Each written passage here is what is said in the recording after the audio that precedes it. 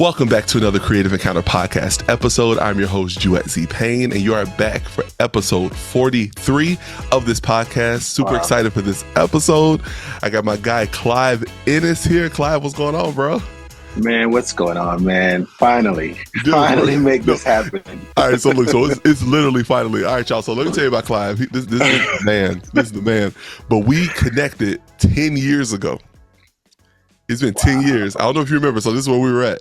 You came to Chicago with Travis Green and Kel Mitchell. Kel Mitchell, yeah. Yes, sir. Yep, yes, sir. And dude, Loyola University. Yeah. And yeah. dude, so that was a beautiful experience, man. That was awesome. And then after that, we connect. I was like, yo, want to connect, talk about music, etc. And now 10 years later, here we are. Man, but you know what, man? It's a blessing we're still here, brother. Yeah, you know that's what true. I mean? We're still here to be able to do this after all that we've experienced and seen over the past years. You know what I mean? It's a blessing. So I'm happy to be here with you. Man, thank you so much. So tell me, how's family? How's life? Oh man, everything is great, man. My kids, they're in their 20s now. So my wife and I, we're finally empty nesters. Yeah, that's awesome. I don't look it. Yeah, right.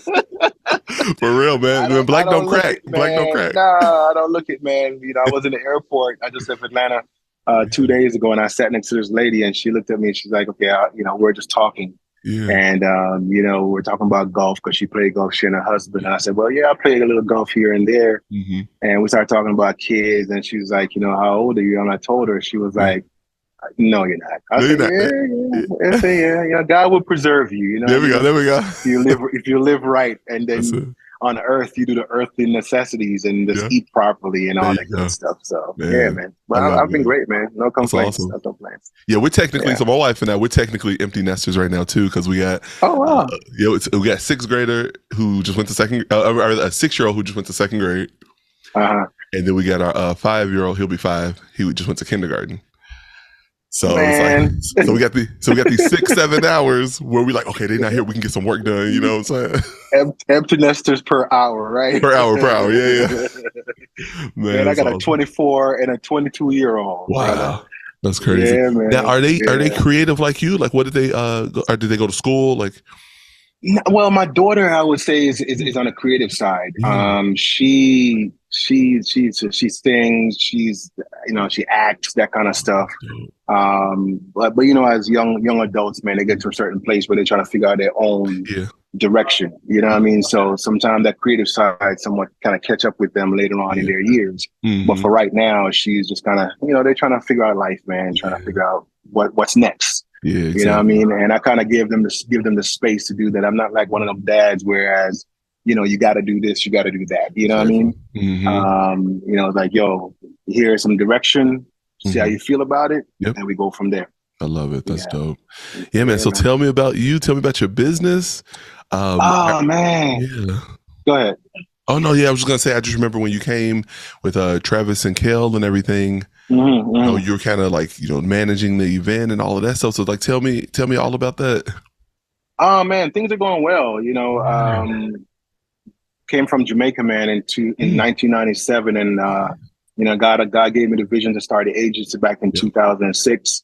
CAnthony Entertainment Agency, and we represent artists, talents, actors, comedians. Those guys are my brothers, Kel Mitchell and Travis Green. Man, we've been rocking for so many years. Yeah. And we've known each other for a long, long time. That's awesome. And I'm like Uncle Clive and all that good stuff to the kids. You know what I mean? So that's the kind of relationship we all have. Yeah. And when we came out to Loyola, I mean, we were doing our thing, and those guys are still actively doing that. Mm-hmm. I'm not sure you've seen that Kel Mitchell have Good Burger 2 coming out with Keenan, getting ready to drop very soon via Paramount. So, and as from an agency perspective, man, there's growth.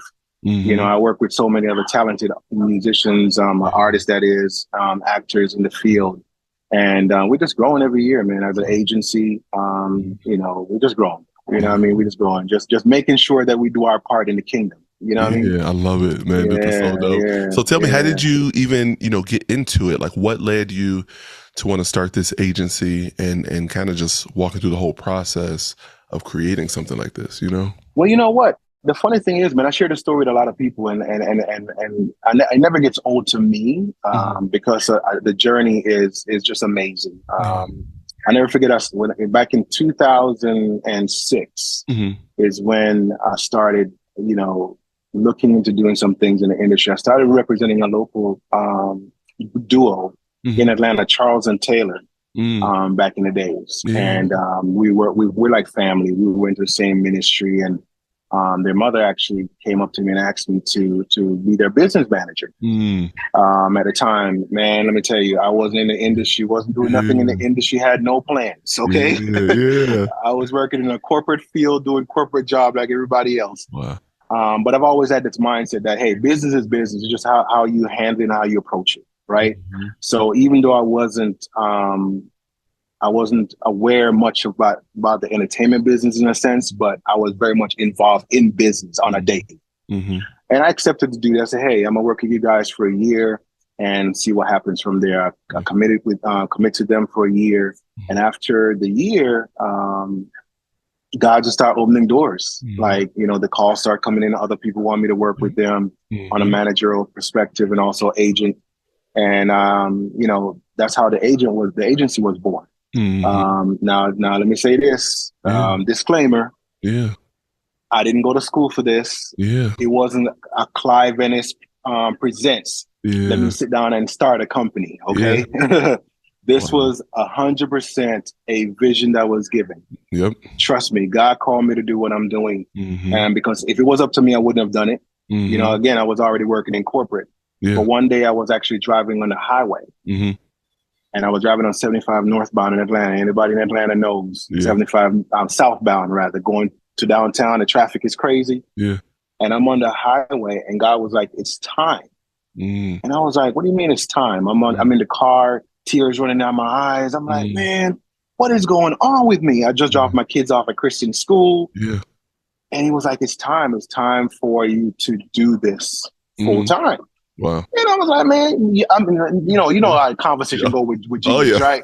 I'm like, man, you lost your mind. Like, what are you talking about? I'm like, man, I'm at the peak of my job. You tell me that I need to stop my job to do something I really don't know anything about. And I never forget the voice of God said to me, man, the same thing that you fear, because at the time, man, as a man, you're more concerned about taking care of your family, paying your bills, make sure your home front is good. So, I was like, man, I'm not, you imagine telling a man with 2 kids, going to private school at the time, Christian Academy private school, a wife, that, you need to stop what you're doing to start a business that you don't know nothing about. That don't even make no sense in the natural, right? Well, he told me that morning, 8:30 that morning, dropped my kids off, I'm on the highway. And I said, man, you've lost your mind, dude. There ain't no way on earth. And I never forget the voice of God told me in my car. He says, the same thing that you fear, I'm going to use to show you how great of a God I am. Wow, come on. And even after I heard that, I was like, man, speak English. Like, that don't even, listen, I'm from Jamaica, man. I'm from Jamaica, right? Originally. I'm a Jamaican. Yes, sir. So I'm start thinking back, when I was in Jamaica growing up, and I'm like, okay, these language, I don't understand it. Like, brother, you gotta come better than that. And that's my conversation with me and Jesus, right? And I heard the voice of God repeated, the same thing that you fear, I'm going to use it to show you how great of a God I am. So that's one of the biggest things as believers that we don't want to accept. Sometimes we are a bit fearful of things. God can't use you if you're not honest. You understand what I'm saying? Yes, sir, yep. God can materialize when there's areas in your life where there's uncertainties. That's when he shows up the most. And I was just vulnerable. I said, man, bro, this ain't working because, I'm not leaving this job, man. Wow. You know what I mean? Wow. And he stayed on me. And on the highway, I made a declaration that day, say, you know what? I'm going to do this. Now, bear in mind, I don't know anything about no industry, nothing like that. You understand what I'm saying? So when I got to work that morning, I'm in my cubicle. I found myself literally now, the guy, people that's out here watching this and working, don't do this. Don't practice it at work. Do your job that they're paying you to do. Okay. But I started literally drawing my logo while I'm sitting at my cubicle. Right. And God just started pouring ideas and telling me what's next. And I called my wife. She was at work. And I called her and I said, you know what? I think this is time. And she was like, yeah, I've been telling you it's time you need to leave that job. I'm like, hold up. Yeah. I said, no, that's not the time I'm talking about. Yeah. You're like, it's a little bigger than that. Right. It's a little bigger than that, mama. You know, so she all good, all excited in her feelings. She's like, I've been telling you to leave the job. I'm like, no, baby. No. This is a different kind of time. I said, it's time out. God has called me to leave the job and step out in faith and do what he's calling me to do. And all she said to me, she's like, what do you want me to do? And I said, you know what? The way I'm in my feelings right now and emotional, just write a 2 weeks notice for me. Literally. And she wrote a 2 weeks notice letter and she sent it on the company's email. I'm not calling the company's name. Okay. Because, back in the day, that was 1999, that was in 2006. We don't be using phones and emails and all that stuff. Until you get home, you don't even have a computer at home, half of us. But then, you have your little pager and you're good to go, right? Yeah. And she sent me the letter and I took it to my manager. I'll never forget it. And I gave it to him. And he looked at me 3 times. When I tell you, man, it's like God was in the midst of it. And I said, looked like he was. My manager looked at the letter 3 times and read it. And he looked at me and he said, man, you sure about this? And I never forget it. I looked at him dead in his face. I said, man, even if I wasn't sure, I don't have a choice. That's what I said to him. And he said, you've never heard anybody said that before, not a person getting ready to resign from a company. You don't have a reason to resign, dude. You're good. Your position is good. You're doing very well. I was in sales. I was a sales coordinator. And I said to him, listen, even if I wasn't sure, I don't have a choice. I have to do it. Wow. And he signed it, make a copy, gave me a copy. I came back to my cubicle. Everybody's crying because I'm leaving. I made the announcement I'm leaving in 2 weeks. And nobody could understood what was going on because they're like, dude, we know you're not doing any interviews. We know you're not going to another company. Where are you going? I say, I'm going on a path that has been called for me to go. And I walked off that job, man, in 2007. And I have not looked back since. Wow. I've been doing what I'm doing. God has called me to do this industry assignment full-time for over 16 years. Wow. That's awesome. Yes. That's real. And so, and once that started, man, it's just been growth from that point forward. Dedication in what I was called to do. And just been giving it my all. I have my team with me as well. And we're just fulfilling the assignment. That's the best way I can put it. Because I was sharing with some colleagues the other day that we're all servants in this thing, regardless of the position you have. You're a servant, I'm a servant. We don't have titles in ministry, man. We're servants. That's the way I see it. Respectfully, you know what I mean? It's like we are all servants, regardless of titles. We're servants, man. And once you focus on that, you realize this thing is bigger than you. It's bigger than self. Jesus is the forefront. He's our boss, and that's been the journey. Man, 16 years later, here we are. We're still doing it. That's crazy. Yeah, still doing it. So you ain't tell me that you a preacher too, No. Man, dude, that was on point. No, seriously though, but like that's crazy because like you're literally living out the scriptures. I mean, I was talking to someone about this in the last episode. It's like every situation when God called someone, it didn't make sense. It never makes sense. Genesis, Revelation, it never makes sense. And he's like, because like you said, he's like, I'm going to show you how powerful I am. I'm just using you as a vessel. Are you going to avail yourself for me to use you? I'll take care of the rest. You know what I'm saying? Yes. It's crazy. And it's right now it's coming on 2 years that I left my job. Same situation. Oh, wow. Praise God. Thing. So that's September of 2021, I was like, I got to really focus in on this music, really focusing on this podcast, all of that together and stuff. And it's crazy. Like God's been sustaining us. He's been blessing us and stuff. Dude, we exist, brother. Yes. We exist. Yes. And in the faith, a lot of people don't believe see, let me tell you something, man. I remember one time I was doing another interview and the young lady kept on asking me like, so who's your motivator and who motivates you and who's your, who's standing by your side and all that stuff. I said, Christ is. And she was like, no, that ain't what I'm talking about. I said, well, that's what I'm talking about. Yeah, come on. I said, I'm sorry. I mean, yes, you have your pastor. I mean, I thank God for my pastor in Atlanta, Pastor Anderson and my church family. But dude, I mean, I can't, I will never sit here and deny. Bible says if you deny him before men, he can deny you before his father. I cannot deny my journey. And Christ is the center of it all, man. This was never, ever about, this is something that I wanted to do. That's how I know within myself that I'm called to do it. You know, when you just like going to a grocery store and you're looking at something on the shelf and you're like, yo, I don't want that. And you walk out compared to, I want that. I'm going to make sure I can find the right thing that I want. And you get it before you walk out. You know the difference. You understand what I'm saying? Dude, this was never my desire. If it was up to me, man, I would be in corporate doing my thing and I'm good to go. But see, that's when God, you know, can use, because again, the honesty of saying that, hey, I'm making myself available. You know what I mean? And so many people say it, but they don't really mean it. Because that's good. Break that down, yourself man. Available comes with sacrifice, bro. Wow. You know what I'm saying? And that's the part that always brings uncertainty. You know, making yourself available to be used by Christ come with some great sacrifice.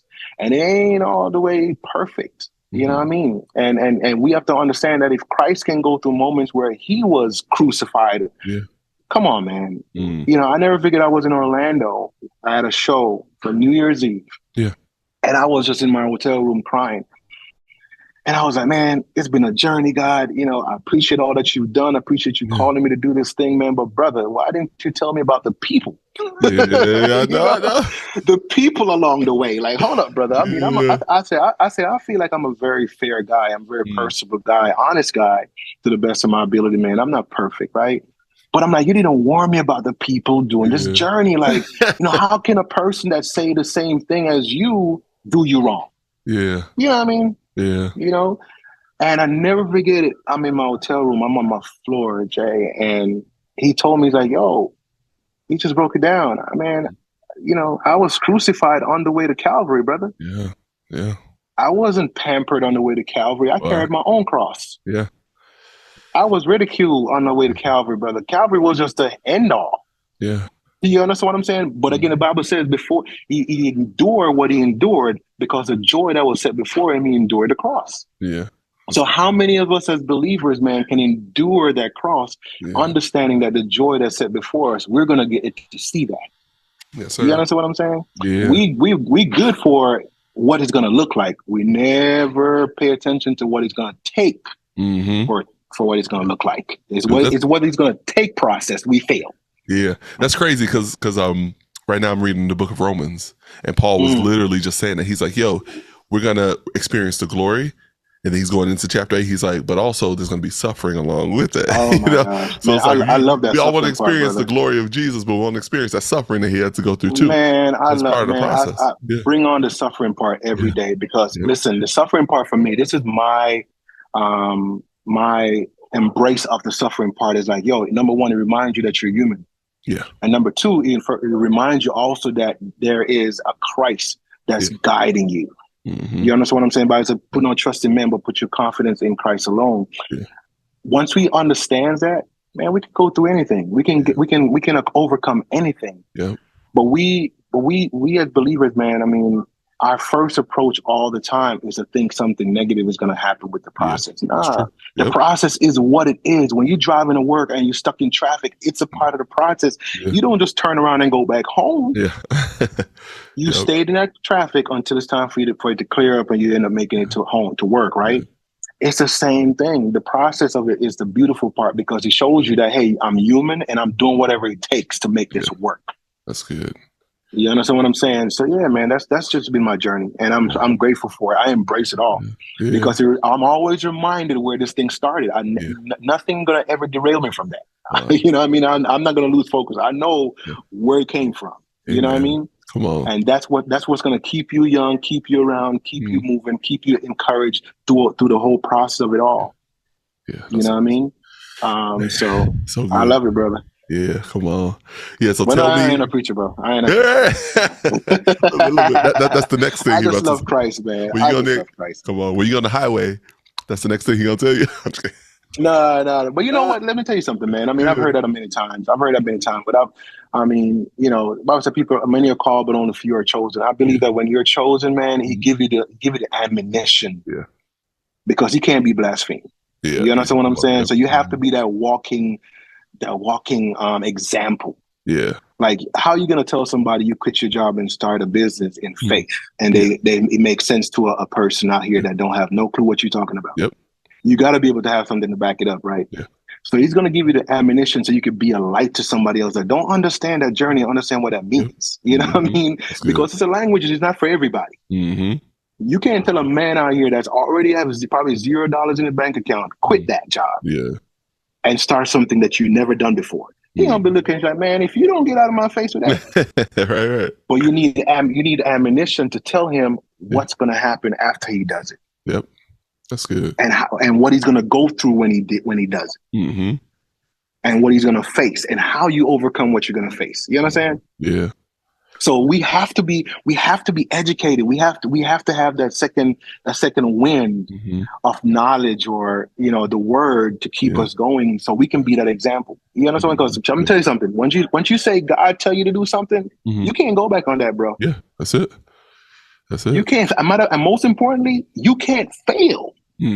That's it. Because his name will be blasphemed. So yeah, you may go through some turbulence, but you have to come out win, because that's the only way he's going to get the glory of it.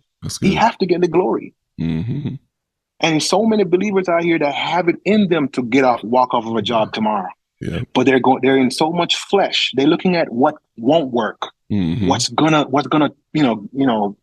mess up, what's gonna not work. They're so focusing on that. They're not focusing on, man, if I say I trust God, man, I trust it. I have this thing that I say, man. I share with my wife, I share with colleague, my team. I said, listen, if God can't do it, no man can.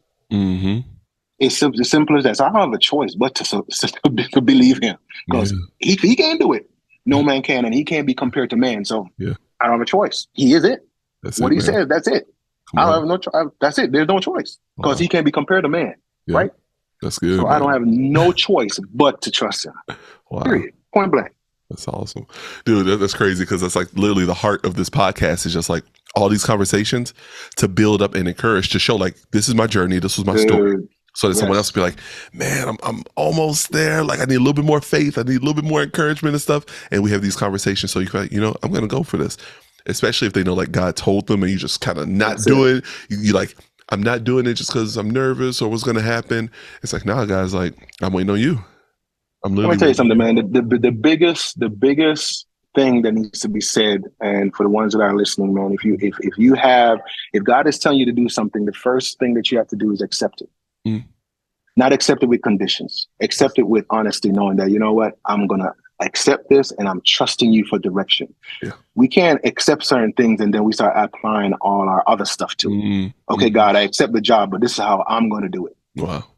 I accept the job, but you see my bank account?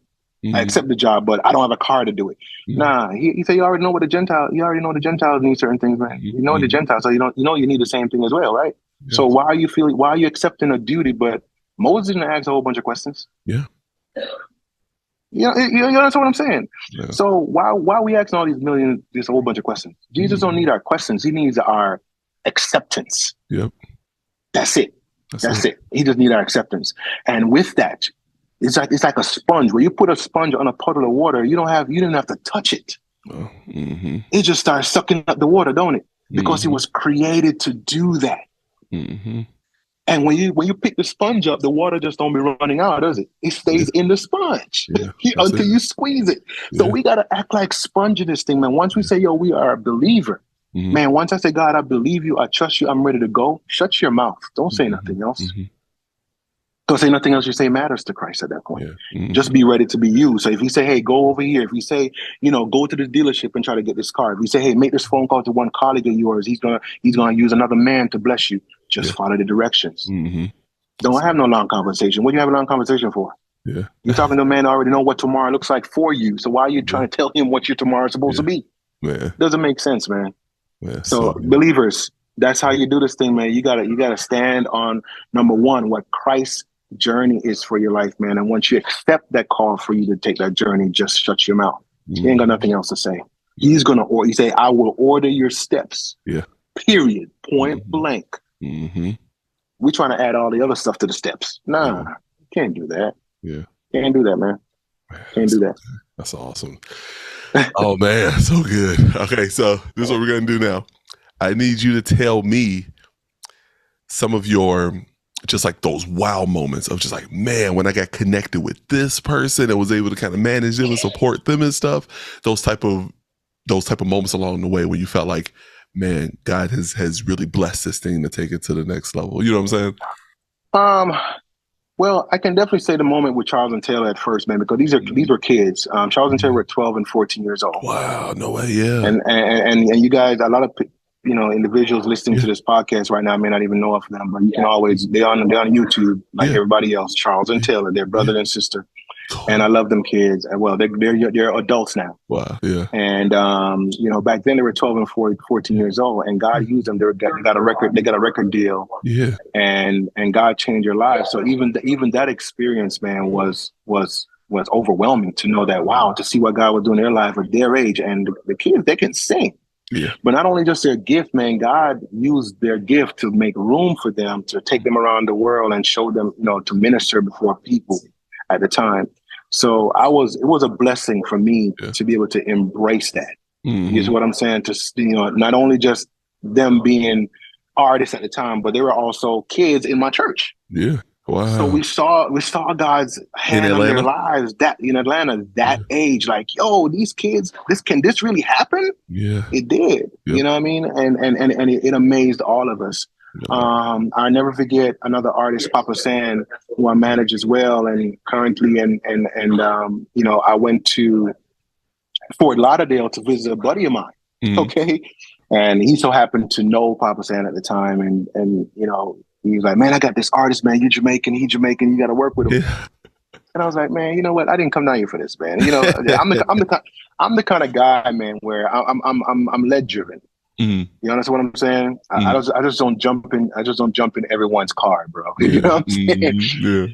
Yeah. And he was like, nah, man. If nothing else, you Jamaican, man. You guys need to connect. I said, all right, cool. So I said, what's his name? So he told me his name. I said, man, I've been knowing of this dude since I was in high school, nice. Going in Jamaica as a kid growing up. So I said, all right, cool, call him. So he called him. Yeah. He came over, play a song for me. Yeah. It was him and Canton Jones called Ain't No Sunshine. It's out there on YouTube. They can check it out. Mm-hmm. And we just bonded right there in the hotel parking lot. Nice. Yep. We bonded in the hotel parking lot, man. And we was like, yo, we're gonna do some things together. And that's how that relationship started with Papa San, bro. Wow, and I've been managing Papa San ever since. Yeah, we've been managing him ever since. Another amazing experience, man. I was in LA with Travis Green. Shout out to Travis, my guy. Mm-hmm. And we were there for an event, and Kel Mitchell came with his wife at the time. Well, she wasn't his wife. She wasn't his wife at the time. Mm-hmm. And he came, and we were at this church, this young adult ministry was going on. And he came, and I was like, yo, what's this dude doing here? Like, yo, that's Kel. Yeah. So we kind of talking. He's like, yo, man, I'm a Christian, man. I love Christ, man. I'm about this life. And I was like, yo, dude, that's amazing, man. That's what I love to hear. And we connected. Yeah. And we've been family ever since. You know what I mean? So I use those those meetings as examples, man, because it wasn't about work. It wasn't about industry, dude. It was about God appointed assignment for brotherhood and spreading his name. You understand what I'm saying? Yep. God said relationship building. Yeah, really, it was relationship building, and I feel like that's a part of provision. When you say he give you vision, he give you provision. I feel like he's gonna send the right people. Not just from a work perspective, but also as far as relationship. Mm-hmm. You know what I mean? And we've been friends ever since, man. We've been brothers ever since. So those appointments are really, really, and it's a couple others. Yeah. It's a couple others, and we'll be on the phone all day talking about it.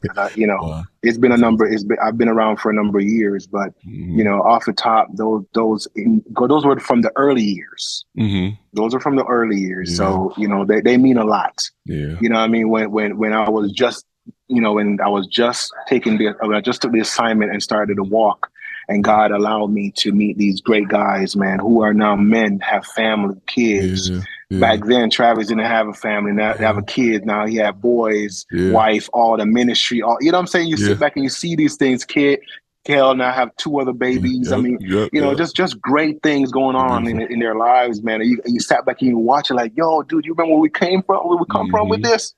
Look where we are now. We were talking about this in hotel rooms about kids and wives and all that, So, I can definitely say, man, those moments really, really mean a lot. and it meant a lot then, from where we started. Yeah. I love it. Man, do I love this, man. All right. So pretty much as we wrap this up, I just want to see, just a moment to say one final word to the creative to kind of just spur them on to go to that next level in season that God's calling them to. Man, listen, there's no mystery to this thing, Jay. There's no mystery to this thing, man. I mean, for aspiring artists out here, musicians, whatever craft you have, again, I've always said, if you said, let me repeat this, if you said to yourself that Christ have called you to do something, you got to understand what that means. Yeah. You got to really understand what that means, because even though Christ have called you to do something, man, it's not something that's going to happen because you think Christ said it overnight. You understand what I'm saying? It's a trust factor with it. Yeah. It's a trust, and there is a reason why it's a trust factor, because a lot of times people jump on the bandwagon and apply Christ's name to it, and Christ ain't got nothing to do with it. And before you know it, next week, 2 weeks from now, it fails. Yeah. And then you start blaming Christ, but he didn't tell you to do that. Yep. You understand what I'm saying? So once you confirm within yourself that Christ has called you to do something, man, you got to understand it's a process. Yeah. You got to endure the process. You got to, first of all, most importantly of everything there is to trust him that he's going to order your step. And he's going to give you the ideas, the witty inventions. He's going to present you with all the ammunitions you need to fulfill your journey. As an artist, man, stay in it. Like, your vocal, do whatever you necessary things that you need to do to position yourself. You understand what I mean? Whether it's to be heard by a producer, whether it's to be heard by a management team, agency, whatever. But at the same time, understand that your gift is still Christ orchestrated, man. You know what I mean? You got to understand that, man, you become a warrior for Christ in this thing, man. This is going to be a long term. People always say, man, when you going to retire? There ain't no retirement in Christ, bro. Yeah.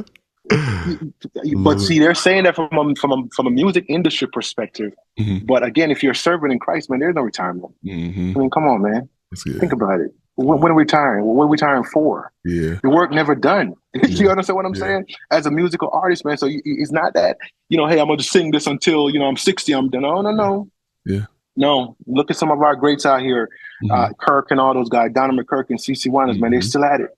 It's not that they can't just stop in the flesh, but in the spiritual realm, no, there is no stopping. Yeah. They gotta fulfill their journey until Christ say, well done, man. That's good. So you gotta understand, as an up and coming artist, your desire.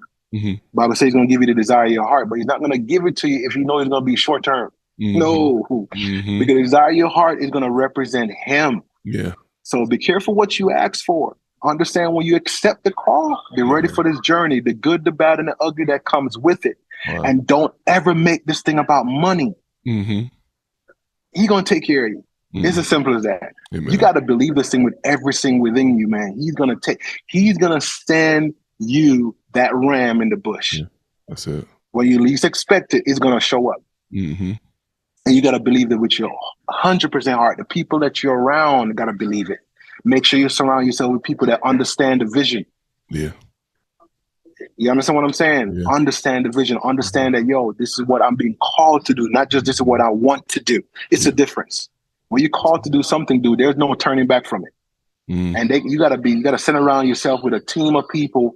If you feel that that's what you need based on where you are, that understand that this is a long-term situation. This is not part-time. That's good, man. You understand what I'm saying? Yes, sir. Guys, just, you want to go into the entertainment business, man, being an artist or whatever field you desire, just understand that it's just make sure you understand if it's a calling or it's just something that you want to do. You understand what I'm saying? Because Christ's work is nothing to play with. Yeah. I tell that to friends of mine, to colleagues. I said, I take this thing very seriously. Once you accept God's calling for something, man, it's no longer your own. And you have a responsibility to demonstrate that to people that you're around. The Bible said, man, your light shall shine so other men can see his good works and trust him, not your good works. Yeah. You understand? People don't understand that it's his good work because he's working through you. Yeah. Both are willing to do of his good pleasure. You understand what I'm saying? Not your good pleasure. Yeah. So it's never ever going to be about you. You have to understand that. Yeah. Imagine you out here doing all the work and you look like you ain't getting no credit because the credit is not for you. The credit is not for you to get. And if we walk into ministry and walk into our callings and different things with that at top of mind at the beginning, Right. It'll be a lot of a smoother process than halfway through we get our feelings hurt when it's like, oh, dude. And so many people won't be jumping ship because everybody takes things personally. Yep. Everybody takes things personally, man. Everybody gets their emotion hurt. And don't get me wrong, you're gonna run into some moments out there, man, where something's some needle gonna stick you. But understand, don't ever forget why you're doing it and for whom you're doing it for. Yeah, that's it. Yeah, you know what I'm saying? So guys, stay encouraged with it, man. Keep on moving it forward in what you're doing, and just know that God's gonna bring you to a point where, hey, you're gonna be the one out here as a light. Like all the others that have been called to do their journey, because we all have journey ministry, man. I mean, you look at some of the artists that we have to this day. Thank God for the ones that are here, and thank God for the ones that are no longer here with us. But God, I mean, Walter Hawkins and people like that, God took them all the way to the end. Derek Coley took them to the end. Yeah, Rance Allen took them all the way to the end, dude. You realize that these guys they didn't quit in the middle. God took them all the way to the end until He says, "Yo, well done." Yeah. You understand what I'm saying? It's time for you to come home. So it's a commitment. It's a commitment. And regardless of what the role, my role is management, as agent owner, agency owner, it's still a commitment for me because I accepted a job as a servant. Not because I don't have to hold a microphone to declare that I'm a servant. Any position you hold, whether even if you're a musician playing a keyboard or the drums, until the end. You understand what I'm saying? Yeah, so good. So yeah, man. Man, dude. This is a great one, man. Thank you so much. It's so good. Okay, it's about encouraging, dude. It's about encouragement. That's all. So good. So tell everyone how they can reach you. Whatever platforms you want to share, real quick. Let them know. Man, all the platforms. They're all under my name, Clive Ennis. That's it. Nothing special. Cool. Anybody can find me out there. Instagram, Facebook, all Clive Ennis. I don't do much social media too, so they're gonna be shocked at that. But I've never been a public person in a sense, as far as social media and all that, but that's me. To each his own. I respect it. I respect the platform. We use it for great things for artists and certain type of responsibilities. But that's just me personally. I'm not the social media dude. But hey, they're willing to jump on there and follow me, man. I'll follow them back and we can chit chat. They can always reach out. And I understand. I'm an easy, connected type of guy. I'm always here to help, man. God, Bible say, "Bless you to be a blessing." And I'm blessed to be a blessing to others. So, I'm not the one of them kind of manager dudes or agent dudes that, man, like, I ain't never can get in contact with this dude. Nah, man, that's not, I understand my calling. So I know me, you know what I mean? And I'm always freely willing to give. If anybody reach out to me, hey, I'll tell you what to do. Now it's for you to do it. That's going to be the challenge. You know what I mean? Yeah. But I'm very much reachable. So if anyone want to hit me up on social media, man, feel free to do it. Ask me any questions. I'm down. I'll give you all the advice I can give, but just understand when I give you the advice, it's what you're going to do with it's going to make a difference. That's it. Just what I tell you. You know what I mean? Yeah. Yep. That's good. Man, yourself in a position to be responsible at that point. Yeah. That's it, man. Well, again, Clive, thank you so much, guys. Thank you so much for tuning into Creative Encounter Podcast. Yeah, thanks, man. Yeah. Please follow Clive, and all the links and description are in the description below, all of his links. And also follow Creative Encounter Podcast. This is a nonprofit, so please support the ministry. The link is below if you want to support monthly and all of that. So that'd be awesome. And we love you guys so much. See you next time. Yeah, man. Appreciate you. Sure.